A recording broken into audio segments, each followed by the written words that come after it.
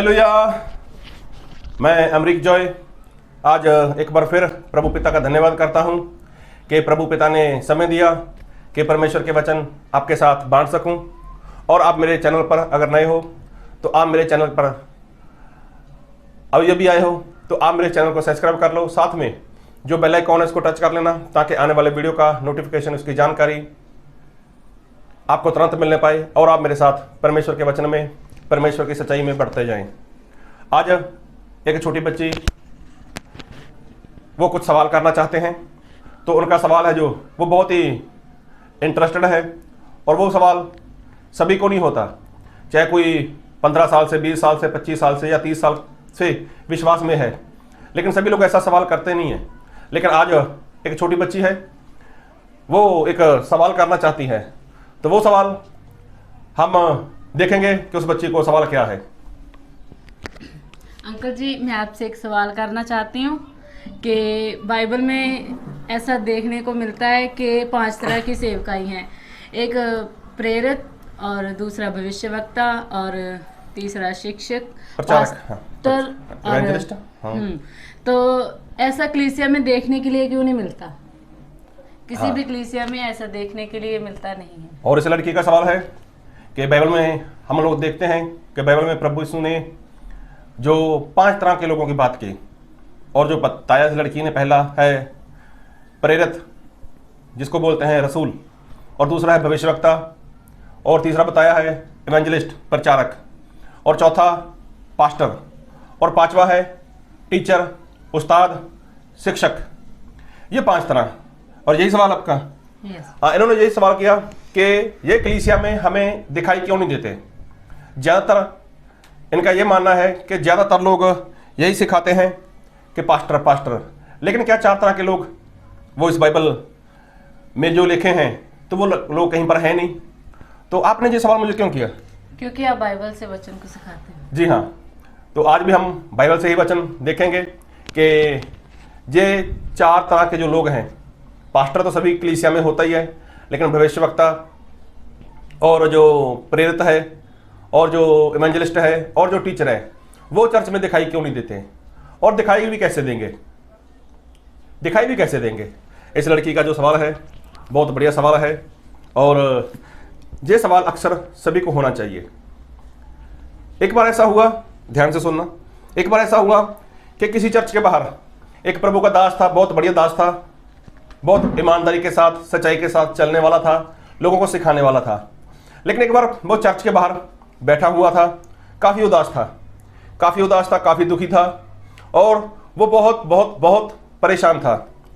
और चर्च के बाहर वो बैठा था, इधर उधर देख रहा था, लेकिन उसको चर्च के अंदर कोई जाने नहीं दे रहा था। तभी वहाँ पर ऐसा हुआ कि प्रभु यीशु वहाँ पर आ गए। तो प्रभु यीशु मसीह ने उसके कंधे के ऊपर हाथ रखा और उसको बोला, तू यहाँ पर क्या कर रहा है और क्यों दुखी हो रहा है? तो उसने बोला, प्रभु मैं तो आपके वचन को सच्चाई के साथ, ईमानदारी के साथ, आत्मा के साथ सिखाता हूँ, और मैं यहाँ पर आया था चर्च में सिखाने के लिए, लेकिन यहाँ का जो सेवक है, यहाँ का जो पास्टर है, यहाँ के जो लोग हैं, वो मुझे चर्च में नहीं आने दे रहे। तो प्रभु यीशु मसीह ने बोला, अरे तू तो अभी मेरे ऊपर विश्वास करता है, तुझे थोड़ा समय हुआ है मेरे पर विश्वास करते हुए, तू तो अभी से दुखी हो गया, लेकिन मैं देख, मैं तो चर्च के बाहर हूँ, न जाने कब से बाहर हूँ। अरे लोग मुझे अपने चर्च में नहीं आने देते, तू तो मेरा दास है, तू तो मेरा सेवक है, तो लोग तुझे कैसे आने देंगे? तो उस सेवक ने, उस प्रभु के दास ने प्रभु से पूछा, प्रभु आप चर्च में नहीं जा सकते क्या? आपकी भी नो एंट्री है? प्रभु यीशु ने बोला, हाँ मेरी नो एंट्री है, लोग मुझे चर्च में नहीं आने देते, तू तो मेरा छोटा सा दास है, तू तो मेरा सेवक है, मुझे लोग, जब चर्च में नो एंट्री है तो तेरे लिए कौन सा एंट्री होने वाली है?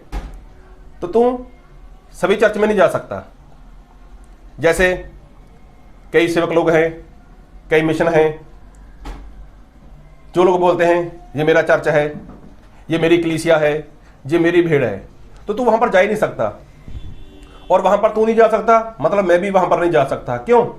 क्योंकि वो किसी पास्टर की कलीसिया है, वो मंडली किसी सेवक की है, और वो भीड़ किसी पास्टर की भीड़ है। लेकिन मैं अगर जा सकता हूं तो वो मेरी मंडली है। मैं वहां पर जा सकता हूं जो मेरी कलीसिया है। और मैं तुझे भी बोलता हूं, तू मेरी कलीसिया में जा सकता है, मेरी मंडली में जा सकता है, क्योंकि मैं किसी के लिए नो एंट्री नहीं करता। लेकिन जो ये संसार के लोग हैं, ये जो पृथ्वी के लोग हैं, ये लोग नो एंट्री करते हैं। तू मेरी संगति में मत आना, तू मेरी मंडली में मत आना, मेरी कलीसिया में मत आना, ये मेरी कलीसिया है, मेरी मंडली है, तू ऐसा है, तू वैसा है, मतलब ऐसा ऐसा ये लोग करते हैं। लेकिन मैं ऐसा नहीं हूं। मैं बोलता हूं, एक वचन पढ़ो मेरे साथ, मत्ती रचित सुसमाचार उसका 16 अध्याय उसके 18 वचन से। और मैं भी तुझसे कहता हूँ कि तू पतरस है, और मैं इस पत्थर पर अपनी कलीसिया बनाऊंगा, और अधोलोक के फाटक उस पर प्रबल ना होंगे। देखो, प्रभु यीशु ने एक बार पतरस से बात की, पतरस तू पतरस है और मैं इस पर मेरी मंडली बनाऊंगा। एक बार फिर पढ़ो 18। और मैं भी तुझसे कहता हूँ कि तू पतरस है, और मैं इस पत्थर पर अपनी कलीसिया बनाऊंगा। हाँ देखो, मैं इस पत्थर पर अपनी कलीसिया बनाऊंगा, अपनी मंडली बनाऊंगा। तो देखो, जो मेरी मंडली है, जो मेरी कलीसिया है, उसमें मैं जा सकता हूं। और जो मेरी मंडली है, जो मेरी कलीसिया है, उसमें तुम्हें 5 तरह के लोग दिखाई देंगे। और वो 5 तरह के सेवकाई हम पढ़ेंगे एफिसियां उसका 4 अध्याय उसके 11 वचन। उसने कुछ को प्रेरित नियुक्त करके, और कुछ को भविष्यवक्ता नियुक्त करके, और कुछ को सुसमाचार सुनाने वाले नियुक्त करके, और कुछ को रखवाले और उपदेशक नियुक्त करके दे दिया। देखो, यहां पर लिखा है प्रभु यीशु ने। तो प्रभु यीशु मसीह की मंडली है। कलीसिया किसकी है? कलीसिया प्रभु यीशु की है। मंडली किसकी है? मंडली प्रभु यीशु की है। तो प्रभु यीशु मसीह अपनी ही कलीसिया में, अपनी ही मंडली में वो 5 तरह के लोग देंगे।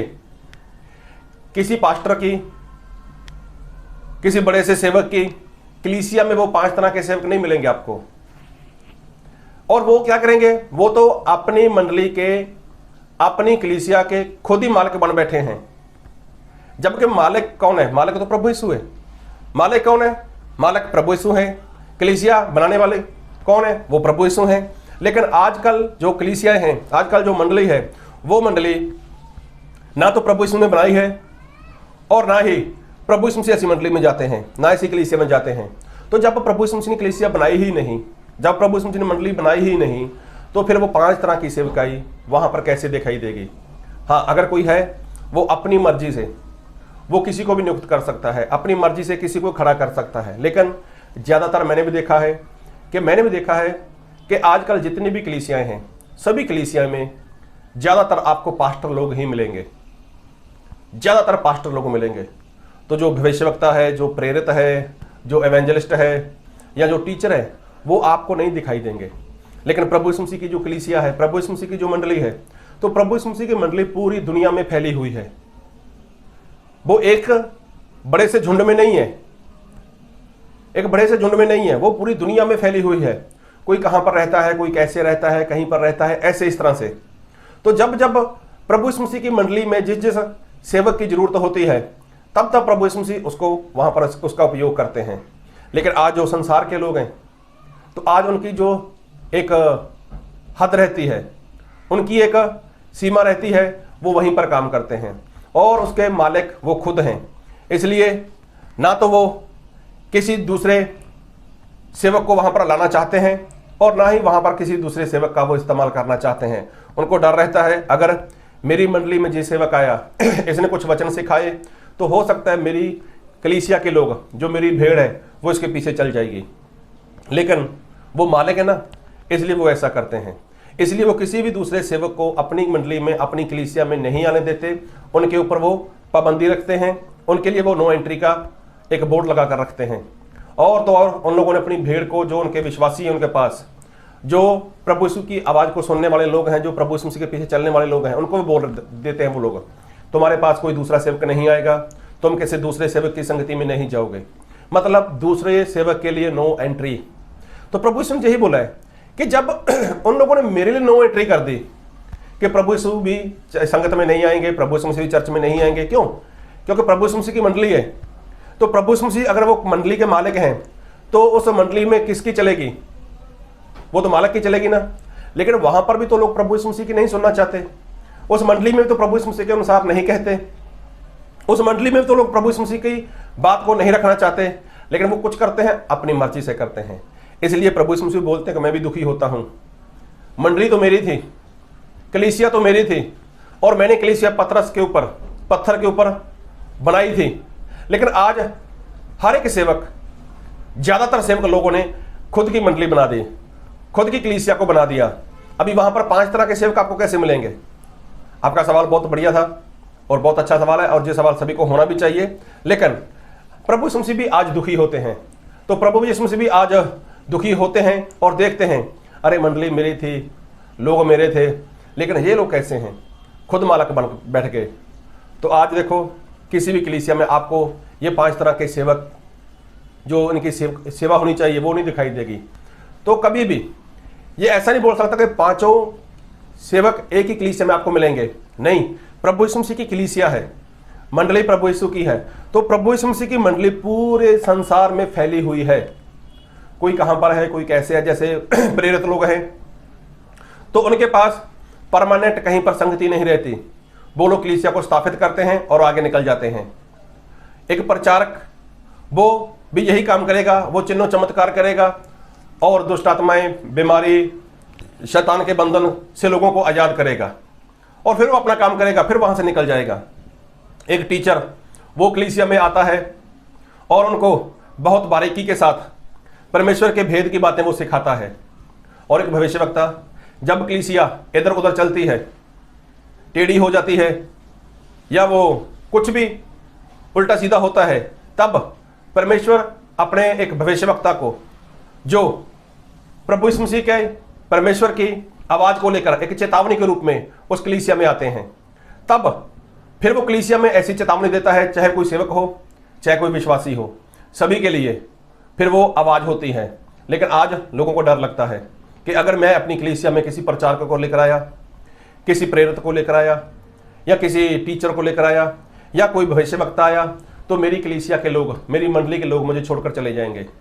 तो उनके अंदर ये डर क्यों? उनके अंदर डर इसीलिए होता है कि वो मंडली के मालिक खुद बन बैठे, उनकी खुद की मंडली है। तो क्या प्रभु यीशु ऐसी मंडली को लेने के लिए आ रहे हैं? प्रभु यीशु मसीह ऐसी मंडली को कभी लेने नहीं आएंगे। तो प्रभु यीशु मसीह उसी मंडली को, उसी कलीसिया को लेने आएंगे जो उनकी है। तो आज देखो संसार में ढेर सारी कलीसियां हैं। एक बड़े से शहर में देखो न जाने कितनी सारी कलीसिया, कितनी सारी मंडली हैं। तो सभी के अलग अलग सिद्धांत हैं। सभी सेवक लोग ऐसा बोलते हैं, तू उस कलीसिया में मत जाना, वो पास्टर तेरे पास नहीं आना चाहिए। लेकिन नहीं, ये जो संसार की कलीसिया है ना, संसार की मंडली है, ये तोड़ती है, एक दूसरे से तोड़कर जुदा करती है। लेकिन प्रभु यीशु मसीह की कलीसिया वो सभी को एक करती है। तो प्रभु यीशु मसीह ने जो कलीसिया बनाई, वो कलीसिया आज है, और प्रभु यीशु मसीह ने कभी भी अपनी कलीसिया में से किसी को रोका नहीं है। प्रभु यीशु मसीह बोलते हैं कि मेरी कलीसिया में स्वागतम, वेलकम है तुम्हारा, कोई भी मेरी कलीसिया में आ सकता है, मेरी कलीसिया का कोई भी मेंबर बन सकता है, सदस्य बन सकता है। मेरी कलीसिया में, मेरी मंडली में सभी के लिए दरवाजा खुला हुआ है, कोई भी आ सकता है। लेकिन जो संसार की मंडली है, संसार की कलीसिया है, उसमें नो एंट्री है।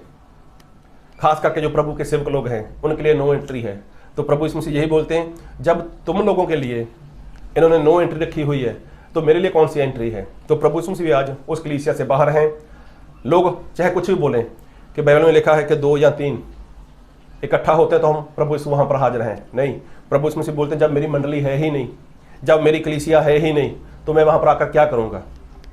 इसलिए अगर कलीसिया प्रभु यीशु मसीह की है, मंडली प्रभु यीशु की है, तो ही इंसान मतलब उस कलीसिया में वो 5 तरह के लोगों की सेवकाई को देख सकता है। अगर वो कलीसिया मंडली प्रभु यीशु की नहीं है, तो वहाँ पर सिर्फ और सिर्फ आपको एक ही जन दिखाई देगा, और वो है सिर्फ और सिर्फ जो पास्टर है और जिसकी खुद की कलीसिया है, जिसकी खुद की मंडली है। तो क्या समझे अब? कि जो मंडली परमेश्वर की है, जो परमेश्वर ने खुद बनाई है, तो उसमें मतलब अलग अलग मतलब दूर से लोगों को वो अपने पास बुलाते हैं पास्टर लोग। तो ऐसा मतलब जो मंडली परमेश्वर की नहीं है, तो उसमें सिर्फ पास्टर ही मिलेगा और कोई भी नहीं मिलेगा, बाकी की मतलब नो। हाँ, अगर कलीसिया प्रभु यीशु की है, मंडली प्रभु यीशु की है, तो उसमें सिर्फ आपको 5 तरह के लोग मिलेंगे, और वो सभी चाहे एक जगह इकट्ठा नहीं है, कहीं पर भी हो, कोई ऑस्ट्रेलिया में हो, कोई कनाडा में हो, कोई न्यूजीलैंड में, कहीं पर भी हो, कोई भारत में हो, कोई पाकिस्तान में हो, कहीं पर भी हो, वो कलीसिया फैली हुई है प्रभु यीशु की। तो कलीसिया में से कैसे कब किसको बुलाना है वो परमेश्वर सारी बात अपने लोगों को बताते हैं। इसलिए तो जो आज के सेवक लोग हैं तो मना क्यों करते हैं, वो खुद मालिक हैं। तो इसलिए कलीसिया में जाते हो तो देखो उस कलीसिया का मालिक कौन है, उस कलीसिया का जो बनाने वाला है वो बनाने वाला कौन है, क्या प्रभु यीशु है, या एक पास्टर है, या एक सेवक है। तो कलीसिया का नाम कुछ भी हो सकता है, मंडली का नाम कुछ भी हो सकता है, लेकिन क्या वो बाइबल के अनुसार है। इसलिए आप भी जिस मंडली में जाते हो, जिस कलीसिया में जाते हो, आप भी देखो कि उस कलीसिया का मालिक कौन है। अगर प्रभु यीशु है तो बहुत बहुत बहुत आपको बधाई हो। अगर उस कलीसिया का मालिक आपका पास्टर है और आपके पास्टर ही उसको चलाते हैं, कोई उसमें परमेश्वर का जन नहीं आता, कोई 5 तरह की सेवकाई नहीं है, तो आप उस कलीसिया को छोड़ सकते हो, वहाँ से निकल सकते हो और प्रभु के आगे ऐसी प्रार्थना कर सकते हो, विनती कर सकते हो कि प्रभु मैं आपकी कलीसिया में आना चाहता हूँ और प्रभु यीशु मसीह की कलीसिया में आपका स्वागत है और आपके लिए कभी नो एंट्री नहीं है। तो ऐसी कलीसियाओं में देखना सेवक लोगों ने नो एंट्री लगा का बोर्ड लगाया हुआ है। चाहे वो नो एंट्री वो दरवाजे के ऊपर नहीं दिखाई देती, मेन गेट के ऊपर नहीं दिखाई देती, लेकिन वो नो एंट्री आपके दिलो दिमाग में उन लोगों ने बैठा कर रखा हुआ है। आप किसी दूसरे पास्टर की संगति में मत जाना, कोई दूसरा सेवक आपके घर पे नहीं आएगा। तो ये क्या है, नो एंट्री है। तो जब सेवक नहीं आएगा तो प्रभु यीशु मसीह कैसे आने वाले हैं। इसलिए आप सच्चाई को जान लो और जो बाइबल में लिखा है उसको मान लो, तभी जाकर आपका अच्छे से उद्धार हो सकता है, आप परमेश्वर के राज्य के बारे में सोच सकते हो। तो कोई और सवाल समझ गए? तो प्रभु आप सभी को बहुत की आशीष दे। आमीन।